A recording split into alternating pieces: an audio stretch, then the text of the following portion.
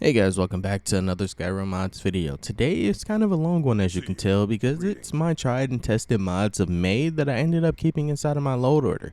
And knowing myself, unless I break something inside of my load order, they will never be leaving it. So without further ado, don't forget to endorse mod authors if you find a mod that you like, and let's dive right in.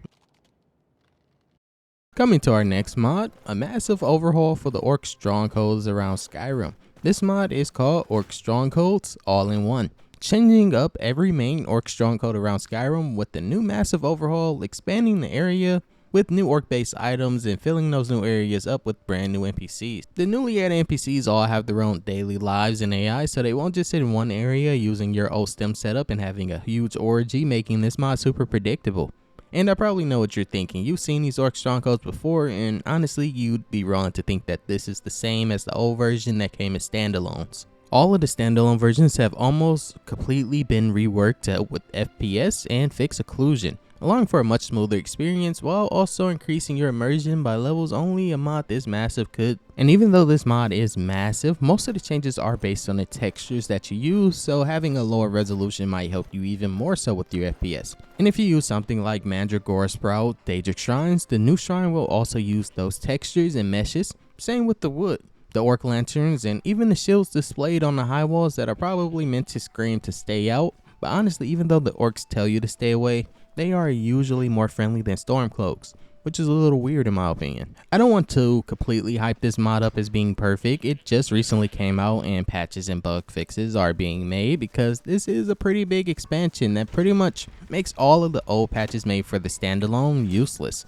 But what I can say is that now that this is an all-in-one and everyone's been asking for that, everyone's going to be mainly supporting this version rather than the standalone versions. So whenever you're ready to sacrifice your dying doulad and text gen files and rerun it, even though those take hours for some people, you're more than likely not going to be going back, unless you like a specific change that the standalone version did that this new all-in-one doesn't, because there are tons of new items placed in the fort and better nav mesh, to be honest, but that also means some things were removed. Honestly, I still haven't even learned how to use Creation Kit. 4 years modding later, I'm a slow learner. I usually learn by downloading mods until things break, then starting over, but that's just me.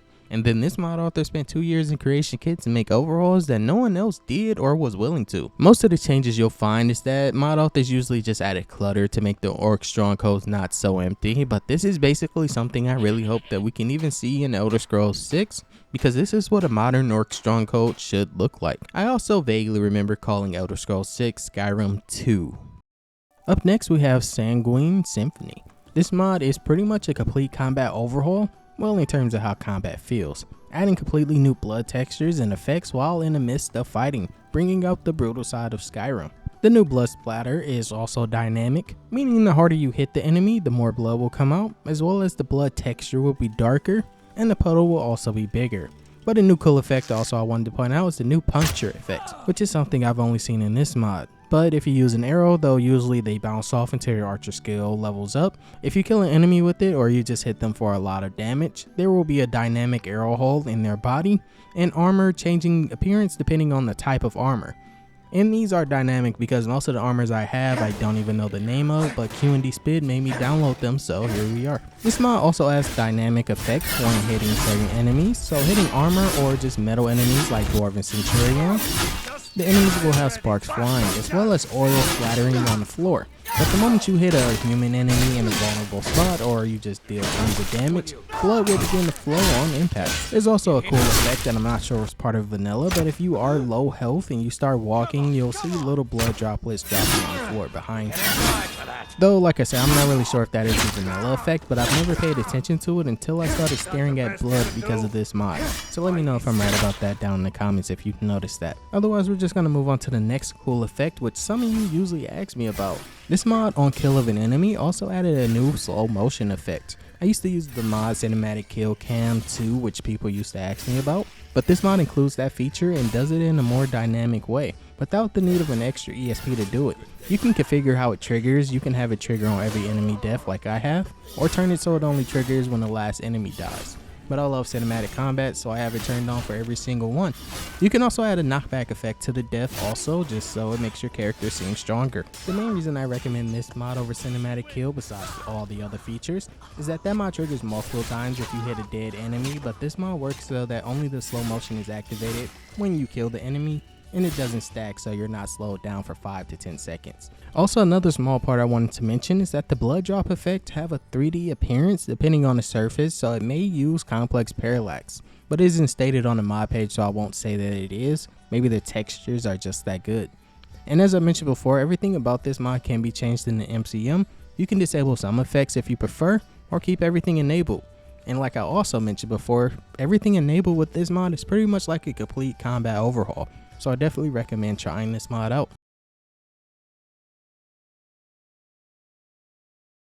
Passive skill experience. This mod is called Natural Learning, a passive skill tree. But first, to obtain the passives, or at least monitor them, you need to go to Helgen and find the book. You can teleport to grab the book, or another immersive way to obtain the book is buying it from any general goods store like Bellathor's General's Good.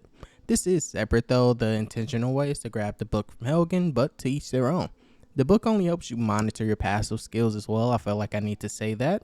With this mod installed, the more you use the skill, such as one-handed or block skills, as they level up you will begin to gain new passives that blend into the game because they're not overpowered. And this mod was set up with the book as a way to monitor the skill so it doesn't clutter your active effects menu or just your screen with effects as of current. So the only way to tell if you have the passives unlocked is to check the book. And the best part about this is that it is not a completely separate skill tree that you have to level up, because then that will make it a little tedious. Instead, you literally gain the passive skills as you level up any of the vanilla skill trees, and that is usually by repeated use. And because this mod uses Skypatcher, which is a mod I highly recommend actually, there's an optional file that lets you distribute these passives to NPCs, because in the base mod it is player only, which is what I prefer. But just in case you want to suffer a little bit, because there will be no way to check the NPC's passives unless you check their skill trees, which I don't think you can do in vanilla Skyrim, or you can just do the math and just know what you're getting into. And in case you're asking yourself, yes, this works with all perk overhauls including Ordinator, because it touches none of the vanilla perks. It literally just kind of piggybacks on it, so whenever your skill goes from level 20 to 30, you'll gain the perks dynamically. And even though I put the perk effects on the screen for most of them, I don't expect you guys to read them, but I just wanted to let you know that they are there, just in case you need to know what you're getting yourself into. And a quick side note, just in case you use something like experience and static skill leveling, because you can level your skills up with that by repeated use, you don't have to worry about it either way, because this works with the level of the skill. So even if you use static skill leveling to level up your skills, you'll still gain the passives, just maybe a little faster than you would in vanilla Skyrim. The first mod bringing us to the Hall of the Vigilant for probably the smallest mod of this video. This mod is called Radiance by John Skyrim, featuring a new mace that has a Allied stone, if I said that right let me know down in the comments, that is slotted into the top of the mace and also the bottom. This mod features 1K textures up to 4K whichever you choose to download, and for the showcase I am using the 4K version. But before you obtain the Radiance mace, you have to go through a short adventure and quest bringing you to multiple locations where the Stendar Shrine is. In vanilla this location isn't added by the mod, and after praying a ghost will appear guiding you on the quest to the next location and then the next one. This quest does have quest markers, but if you just listen to the dialogue of the ghost that you summon every time that you pray at the shrine, you will easily be able to find the next location. But some of the locations are a little harder to get to than other ones, with the Twin Pillars being the very last location that you have to visit, and after that you'll obtain an item called the Radiating Stone, and then you just have to take it back to the Hall of the Vigilant where everything started. From there is another small quest that takes place with a bunch of dialogue that you have to go through. But of course I won't be spoiling everything about this quest mod, but back to the mace at hand, because this mace is pretty useful. You can toggle the light on and off, but if you equipped it, it will also just turn on automatically. You can also have the option to change the light color with certain buttons. And if you think the light is too bright, you can also go through and change the radius that the light activates. But the most useful feature is that with the mod, you can also change it to a two-handed warhammer instead of just being a mace. You can only switch it between two-handed and one-handed with the weapon unequipped, so you won't be doing it in the middle of combat, though that would make it pretty cool. There's no special added features between the two. Well, of course, besides the damage difference with using a two-handed versus a one-handed weapon. And aside from the light changes that this mace comes with, it is technically unenchanted, but it does have a description, and it counts as a silver weapon. So by the time in-game rolls around, this can be the ultimate Daedra killer. Or you can just use it like a lamp and just light up caves if you want to do it that way, but that's pretty boring. The next mod up, just because I wanted to give this mod author a shout out for making their first mod and it actually being amazing, we have the mod Frost Druid, which you can find in Dragon's Reach balcony inside of a chest based on the description, because I used an add item menu, which I do for most armors. But this armor, as you can see, and based on the title unless you missed it, is a unisex frost based druid armor. Fully standalone, not replacing anything, but I do think it would make a great stall room replacer. But this armor also comes with a few accessory parts and a few weapons like the Warhammer, which has no special name, it's just simply called Warhammer. But then you have the Frost Lord staff, which was probably obvious by the name. Either way, moving on. This mod also comes with its own new custom spell that summons a new ice steed that does use the same animations as a horse, so you don't have to worry about anything weird happening when riding it. The weirdest part about the horse is that it has no joints, or flesh, or muscles. It's just a floating pile of ice, but I guess magic is a thing in Skyrim, so I guess it makes sense in terms of fantasy. But it is freaky for me to look at, but also a little cool. The mod author does have another armor I wanted to showcase here, but maybe in another video when I have more time. This is just because I really like the armor and the armor that this mod author is currently in the making of. And it's just one of their first ones, with the Owl Druid being the other one that I highly recommend. And finally up next, we have the mod Smooth Moveset, but with Open Animation Replacer, pretty much eliminating all incompatibilities. Well, almost. But either way, this mod adds in tons of new animations like Combat Idle, Non-Combat Idle, the Move Stop, Draw, and also transitions based on conditions.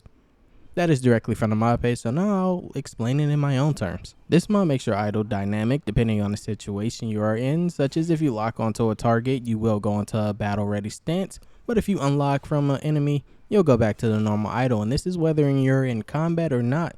There's also the change where if an enemy is ready to start attacking you, you will go into a combat stance until the combat is over with. But this mod does so much more, like especially including new movement animations, previously only available on the Patreon, which I paid for. But it is very cheap, and honestly, Smooth is one of the patrons I would honestly recommend to people. But moving on, these new idle animations are unique to every weapon type in Skyrim, even the pikes from Animated Armory. But of course, you do need the attack animations to go with them, or they might look a little out of place. Up next is Simple Environmental Enhancement mod. This mod is simply called Dirt Cliffs Enhancements, replacing the normal wooden low quality vines that you usually see sticking out of dirt cliffs with high quality ivy that will have the resolution of the ivy variant that you downloaded from 1K up to 4K for whatever reason you're using that. And when I say high quality ivy, I don't mean it will use whatever ivy texture you have, but it is a mod called High Quality Ivy, and that mod is a requirement to use this. This mod can be used alongside other plant placements, such as if you happen to be using Skyrim 3D landscapes. Like me, no patches needed. Also, you'll just have double the amount of ivy placed over your dirt cliffs. So if you love a vibrant and lush environment, and you already use mods that increase the number of trees placed around Skyrim, this probably is perfect for you. Firstly, this armor mod is called Azure Knight, but that's not the mod I'm showcasing. Instead, I'm showcasing the mod Object Impact Framework, allowing authors to implement on-hit reactions to items in the world. Like when you look at the optional file, this comes with two available options. Firstly, being able to chop trees for firewood, but it will provide an infinite amount of firewood. And the second option being able to hit cheese and replace cheese wheels with instead cheese wedges. I think this is dynamic also because there was one time I was able to hit the cheese and only one cheese slice came from it rather than the entire thing turning to cheese slices. But I wasn't able to activate that mode again, and it always just turns the cheese into multiple slices. But there is also alternate mods such as Emergency Firewood, basically allowing you to hit and destroy various wooden sources for firewood. If you have something against bugs or purely arachnophobia, you might want to skip this part. This one also does the same, but instead for spider webs. When you attack spider webs, little spiders will jump out and start walking around. They may attack on sight, but some of them may just run away. So try not to hit open spider eggs anymore. The same is for the Chaurus eggs, but instead you don't have to hit them. It happens as soon as you try looting the eggs. Multiple baby variants will pop out and just crawl across the ground. And like I said, if you have something against bugs, you probably will skip this part. But it also goes for another one called Don't Disturb the Bees. When you interact with the beehive, there's a chance that a bee will pop out, and if you hit the beehive, multiple will pop out. But in this variant, you are killing them, not allowing for you a chance to really loot them. Instead, they'll come out and start attacking you. But it is all percentage based. It won't happen automatically every time you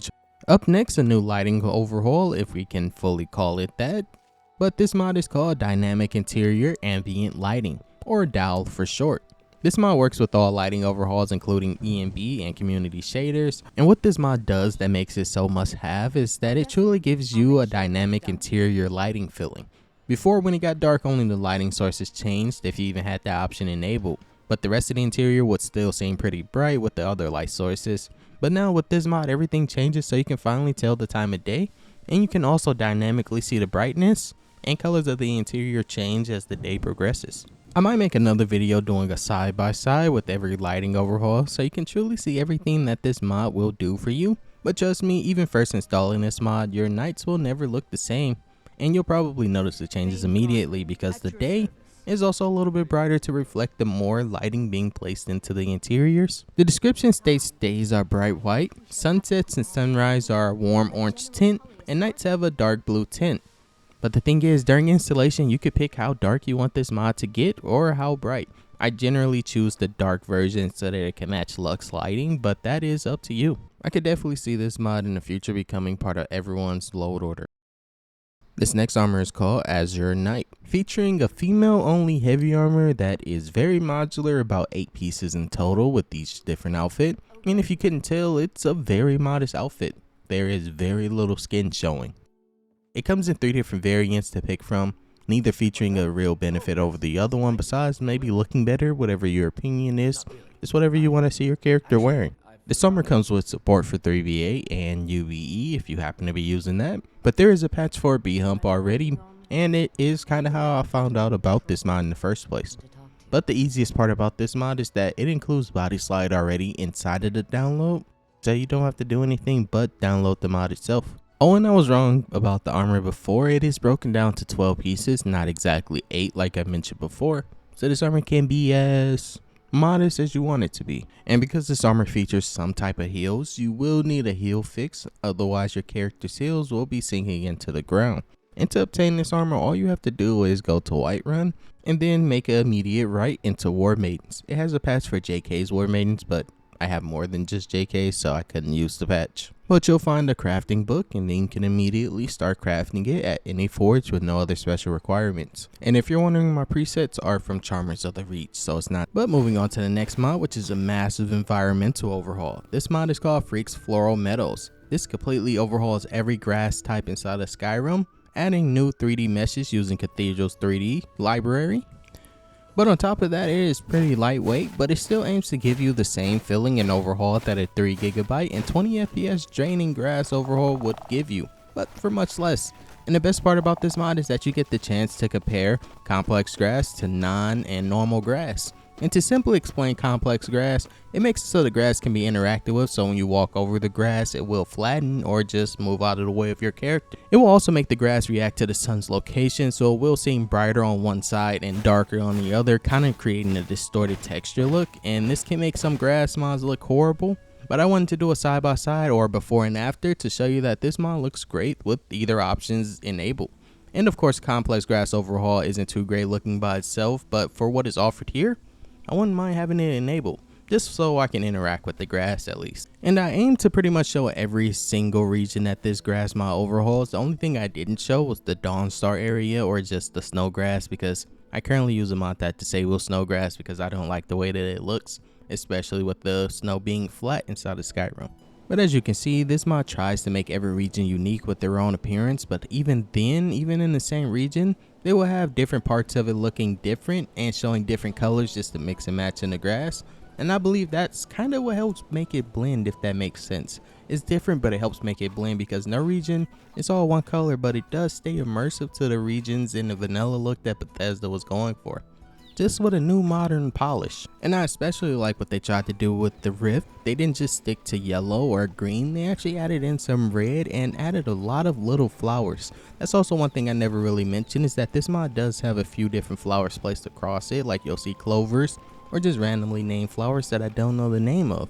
But they definitely work well with this grass. But I do want to ask, based on the side by sides that I just showed you, would you use complex grass with this mod, or would you still keep it turned off? Because this grass overhaul is kind of convincing me to start using complex grass. The next mod is a small but interesting quest mod with the name Once We Were Here, adding in a new NPC called Silas, you will have to meet at an unmarked location called the Altar of Drib, which if you want to teleport to, is POI Snow 20. And yes, that means that this is a vanilla location. Tell me, do you believe the divines to be a force of good or a force of evil? You see me standing before you, alive and questioning, and still you claim the divines are unworthy. It is from their sacrifice that we can question their morality. Proof enough that they are deserving of our praise. This mod will take you through Skyrim, just a few different locations you don't have to worry about traveling 24/7. To explore and learn the history of how the Nords got to this snowy landscape and why they left their original land, which used to be teeming with life and full of lush landscape, and came to this snowy, barren island, and what happened to the original inhabitants, which were called the Snow Elves, who all changed drastically. With this new quest mod, you'll learn the dark history of Skyrim, all from the voice actor called D.D. Roman, which I did mention before, and you'll probably have fun doing so, because this mod has no quest markers, so you'll have to listen to find the next objective and to continue the quest line. But to be fair, to my credit, I did showcase all the locations that you have to go to. I just didn't name them just so it's a little harder on you, but I'm sure you'll have fun with this quest mod. Warrens who had come to settle the city. Despite the blood spilt on these grounds, the Nords seek to reclaim what was lost. A valiant effort, if not a somber one. The Nords hail from Atmora, a continent once teeming with life, now frozen solid. Ysgramor, a figure synonymous with the Nords, eventually left this land during an ongoing conflict with the Dragon Cult. When their expedition safely navigated the Sea of Ghosts, they settled in Skyrim, making Sarthal as their first city.